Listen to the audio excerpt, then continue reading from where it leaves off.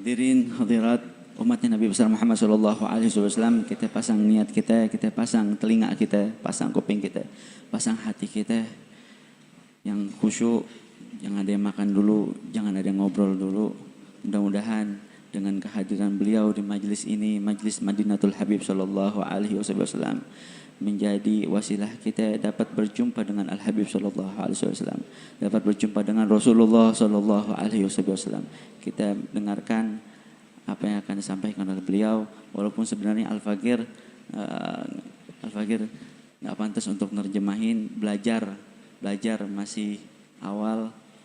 Mudah-mudahan dapat berkahnya. Kita kumpul di dunia, bisa kumpul lagi kelak di akhirat, kumpul lagi bersama Nabi besar Muhammad sallallahu alaihi wasallam. Kita mintakan kepada beliau, guru kita bersama Al-Habib Ahmad bin Husain Aidid sallallahu ala Muhammad.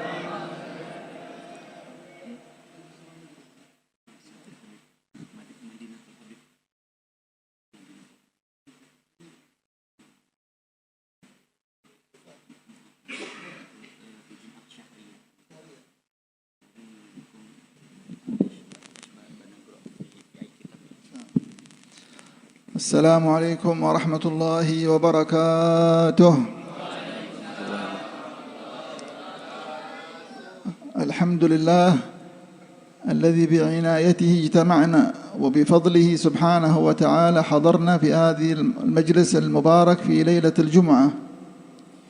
Guru kita memulai mau'idhah hasanahnya dengan puji syukur kehadirat Allah Subhanahu wa taala yang dengan karunia-Nya kita dikumpulkan oleh Allah Subhanahu wa taala untuk hadir di majlis pada malam hari ini, majlis malam Jumat.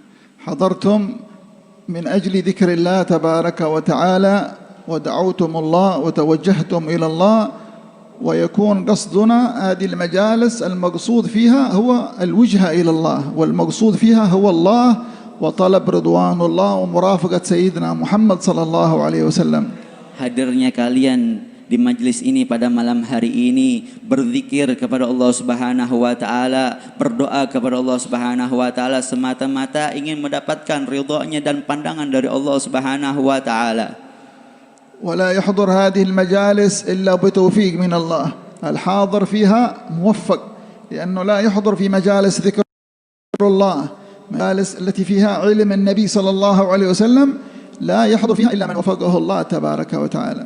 Dan tidak ada yang dapat hadir di majlis seperti ini, majlis zikir, majlis ilmu, taman surga seperti ini, melainkan adalah taufik karunia dari Allah Subhanahu wa taala. لأن الحاضرين فيها على ممر العصور من قبل النبي صلى الله عليه وسلم، زمن بعد زمن، زمن الأنبياء وأصحاب الأنبياء وآل الأنبياء وأتباع الأنبياء، والنبي صلى الله عليه وسلم وأصحابه وآل بيته وأتباعه قرنا بعد قرن، كلهم أهل الإيمان، أهل الصدق، أهل المعرفة، أهل العلم، هم يبحثون على هذه المجالس، في أين تعقد، في هذه الحارة، في هذا المسجد، في هذا المصلى، في هذا الشارع، في هذا البيت، يبحثون عن هذه المجالس لأن قلوبهم مؤمنة بالله. Dari zaman dahulu, dari zamannya para anbiya, para mursalin, nabi-nabi terdahulu, hingga Nabi SAW, hingga para sahabat, mereka mencari majlis-majlis seperti ini dari tempat satu ke tempat lainnya untuk mencari ridha Allah Subhanahu wa taala. Alhamdulillah ala iqamat hadha al-majlis عندكم نور مدينة الحبيب صلى الله عليه وسلم المجلس الشهري، فاشكر الله على إقامة هذا الخير فيكم.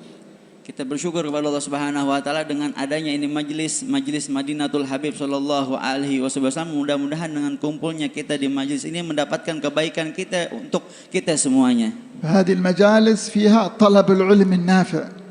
Di majlis ini kita menuntut daripada ilmu yang insyaallah ilmu bermanfaat. وهذه المجالس فيها ذكر الله. Di majlis ini juga kita menyebut nama Allah Subhanahu wa taala. وفيها الدعاء والتوجه إلى الله. Di majlis ini juga kita berdoa dan memohon kepada Allah Subhanahu wa taala. وفيها الصلاة على النبي محمد صلى الله عليه وسلم. Dan di dalamnya juga terdapat salawat kepada junjungan Nabi Muhammad sallallahu alaihi wasallam. وفيها تتنزل الرحمة من الله. Dan di dalamnya terdapat turun rahmat karunia dari Allah Subhanahu wa في taala. هذه المجالس المغفرة من الله. Di majlis juga insyaallah turun maghfirah, ampunan Allah untuk kita semua yang hadir. وتنزل السكينة والرحمة على قلوب الحاضرين. Dan turun juga ketenangan dan rahmat dari Allah Subhanahu wa taala untuk hati-hati yang hadir pada malam hari هذه ini. الطريق يا إخوان ويا أخوات ويا مسلمين ويا مسلمات هي سبيل السعادة. Jalan seperti ini, majelis seperti ini adalah jalan kita untuk, jalan pintas kita untuk menuju keridhaan Allah Subhanahu wa taala. هذا الطريق التي دعا إليها النبي محمد صلى الله عليه وسلم. Jalan inilah yang dianjurkan atau yang diajarkan oleh Nabi besar Muhammad sallallahu alaihi wasallam. هذه سبيل طريق الجنة. Ini jalan kita pada malam hari ini adalah hakikatnya jalan kita menuju surga Allah Subhanahu wa taala. وجميع البشر قال تعالى هم في هلاك والعصر إن الإنسان لفي خسر أي في هلاك إلا الذين آمنوا أخرج الله منهم استثنى الله منهم إلا الذين آمنوا والعصر إن الإنسان كل الناس في خسر يعني في خسارة في هلاك في ضياع إلا الذين آمنوا وعملوا الصالحات. Karena sesungguhnya semua manusia itu dalam keadaan yang celaka atau dalam keadaan yang rugi, dan tidak ada yang rugi kecuali orang-orang yang beriman dan beramal soleh. وكل واحد منا طول حياته يبحث ويسعى ويتحرك لكي يكون من أهل الإيمان وأهل العمل الصالح. Dan mulai dari sekarang kita bergerak satu-satu dari kita untuk kita gimana caranya kita menjadi orang-orang yang beriman dan beramal soleh. هذه المجالس تدعو إلى الإيمان وتدعو إلى العمل الصالح. Majelis seperti ini adalah majelis yang mengingatkan atau menguatkan iman kita dan membanyakkan daripada amal soleh kita. وهناك مجالس أخرى مجالس شيطانية مجالس إبليسية مجالس ظلمانية تدعو إلى الفساد تدعو إلى المعصية تدعو إلى الكفر تدعو إلى النار والعياذ بالله. Dan di luar sana banyak majelis atau banyak perkumpulan yang perkumpulan tersebut tidak diridhai oleh Allah, melainkan perkumpulan syaitan, perkumpulan iblis dan teman-temannya. فنحذر من مجالس الشيطان. Maka hindarilah dari perkumpulan-perkumpulan tersebut, perkumpulannya syaitan. أنتم الآن في مجالس الرحمن. Sekarang kita ada di majelisnya Sang Maha Kasih dan Sang في Maha Penyayang. مجالس الشيطان موجودة مجالس المعصية مجالس الغفلة مجالس الغيبة مجالس النميمة مجالس الفواحش مجالس النظر إلى الحرام مجالس البعد عن الله هذه كلها مجالس شيطانية يحذر الإنسان منها.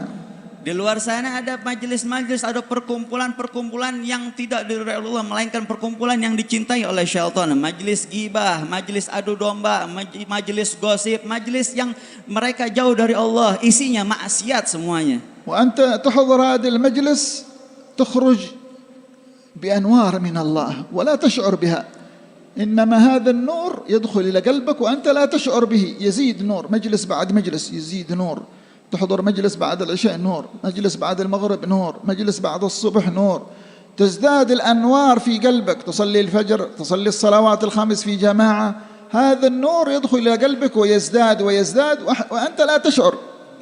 Dan majelis seperti ini adalah majelis yang menerangi daripada hati kita. Setiap kita hadir, setiap kita duduk di majelis ini, maka nyalalah cahaya yang di dalam hati kita. Semakin kita hadir, nyala lagi cahaya kita. Hingga cahaya tersebut bertambah dan bertambah, sehingga hati kita bercahaya dengan majelis seperti ini. وأناس يحضر هذا المجلس وفي أناس أعظم يحضر المجالس الخير ويدعو إليها.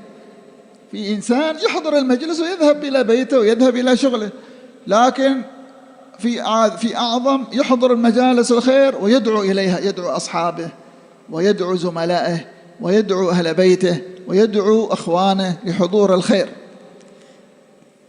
Dan dianjurkan kita kalau misalkan kita hadir majelis seperti ini, kita datang, kita ajak saudara kita ajak teman-teman kita. Ada juga mereka yang datang, mereka datang saja, setelah itu dia pulang. Ada juga yang datang tidak mereka sendirian, melainkan dia ajak keluarganya, dia ajak orang yang dicintainya, tidak sendirian hadirnya, melainkan dia ajak orang-orang yang dicintainya.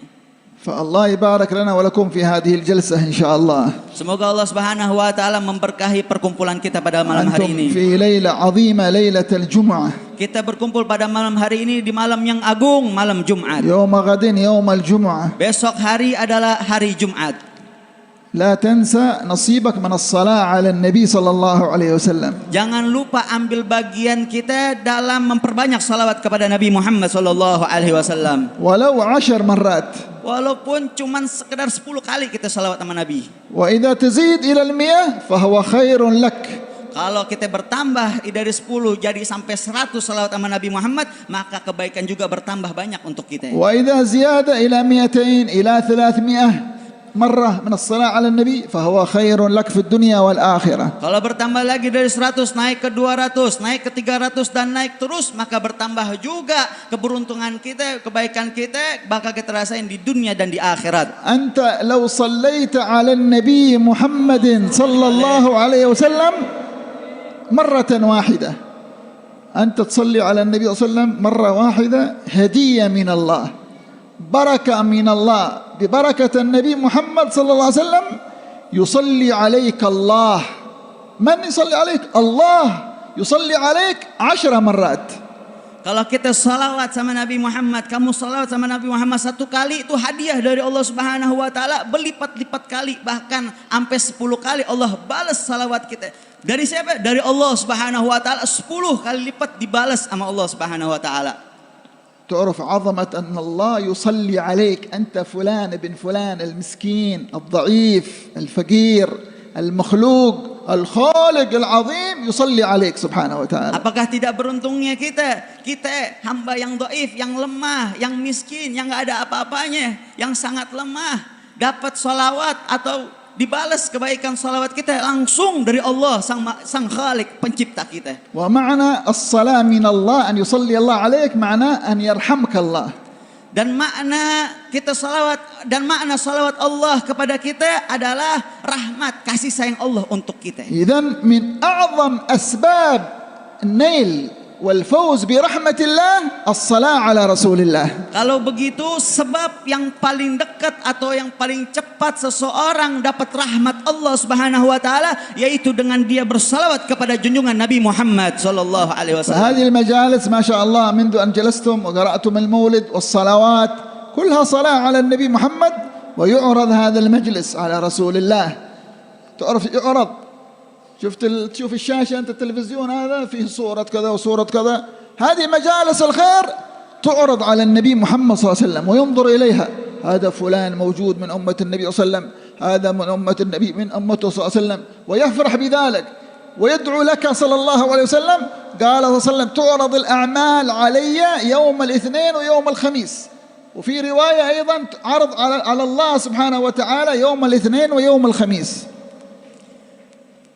Dan majelis kita pada malam hari ini alhamdulillah Masya Allah, dari awal kita baca maulid, dari awal kita salawat sama Nabi Muhammad sallallahu alaihi wasallam, itu salawat kita live streaming langsung ke Nabi Muhammad sallallahu alaihi wasallam. Langsung Nabi Muhammad ngelihat satu-satu hambanya mana yang salat sama Nabi Muhammad, dilihat, dipandang, langsung dapat nadrah dari Nabi Muhammad sallallahu alaihi wasallam.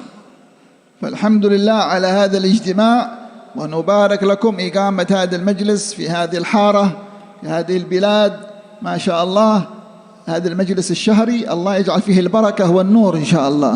Mudah-mudahan perkumpulan kita pada malam hari ini, perkumpulan atau majelis bulanan kita dapat ridho Allah Subhanahu wa taala sehingga menyebab Allah gabulin doa-doa kita semuanya. جزا الله خير صاحب البيت والأخوان الذين يتعاونون على إقامة هذه المجالس، فهذه من أعظم الأعمال التي تفتح لك مكانة خاصة عند النبي صلى الله عليه وسلم. كل المسلمين يصلون ويصومون، لكن الذي يهتم بدعوته صلى الله عليه وسلم، يهتم بدعوته، يهتم بنشر الدعوة إلى الله ونشر الخير، هؤلاء لهم مكانة ومحبة خاصة عند النبي محمد صلى الله عليه وسلم، لأن الدعوة إلى الله هي وظيفة رسول الله، شغل رسول الله صلى الله عليه وسلم.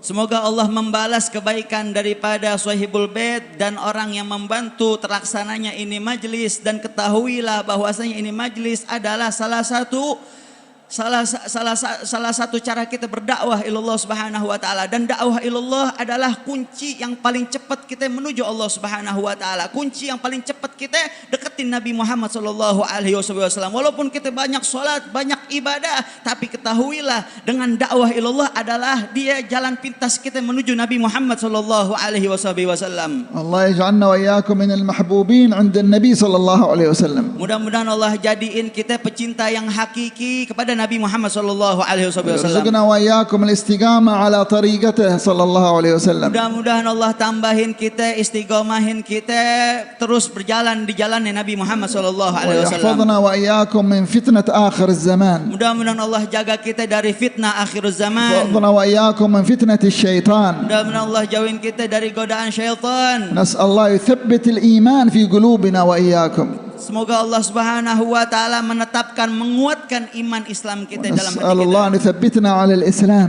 Semoga Allah taala kuatkan Islam kita. Wa yuthabbitna 'ala manhaj ahli sunnah wal jamaah. Semoga Allah taala tetapkan kita terus berjalan di manhajnya Ahlus Sunnah wal Jamaah. Allahumma thabbitna 'ala al-haqqi fima naqul, thabbitna 'ala al-haqqi fima naf'al, thabbitna 'ala al-haqqi fima na'taqid.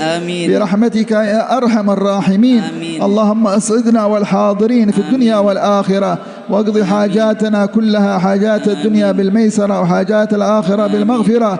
اللهم لا صرفتنا من هذا المجلس المبارك إلا وقد رحمتنا وغفرت ذنوبنا وسترت عيوبنا وصفيت مشروبنا، واجعلنا وإخواننا هؤلاء متحابين فيك، متباذلين فيك، متزاورين فيك، متجالسين فيك. وبارك في القائمين على هذا المجلس واجعلها مجالس بركة، مجالس معمورة إلى يوم القيامة بالخير والعلم والهداية ونشر العلم في هذه المنطقة وفي هذه الحارات وهذه البلاد، ونشر الاستقامة ونشر سنة النبي محمد صلى الله عليه وسلم. واجعلنا الله وإياكم من أهل طاعته ومن أهل حقائق عبادته، ويصرف عنا الأشرار ويرفع عنا البلاء والغلاء والجميع الأمراض والأسقام عنا وعن سائر أقطار المسلمين. اللهم احفظنا برحمتك يا أرحم الراحمين. اللهم احفظنا برحمتك يا أرحم الراحمين. اللهم احرسنا برحمتك يا أرحم الراحمين. اللهم بارك في أرزاقنا يا أكرم الأكرمين.